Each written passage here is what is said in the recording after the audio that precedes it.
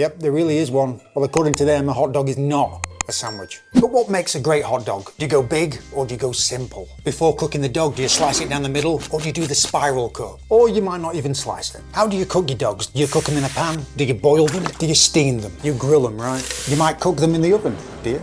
You don't.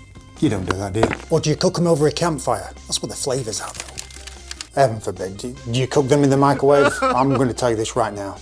Don't. What type of sausage do you like to cook with? Are you a traditionalist that just like to use the famous American hot dog? Or do you go further afield by using the bratwurst, Italian sausages, the kielbassas?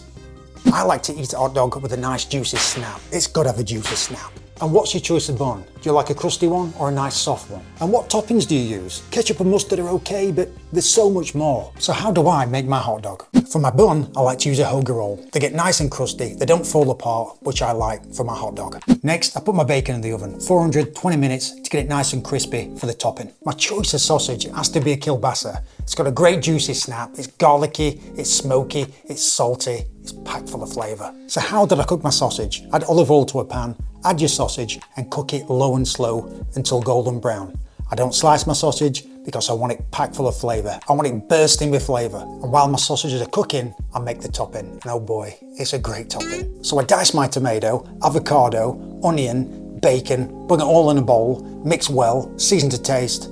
Simple. And trust me, this is amazing topping. My topping's done, my sausages are cooked. So next, I slice that beautiful crusty hoagie roll, add a dollop of mayo, add the sausage, add another dollop of mayo, add the toppings, and for some crunch, some Lay's chips.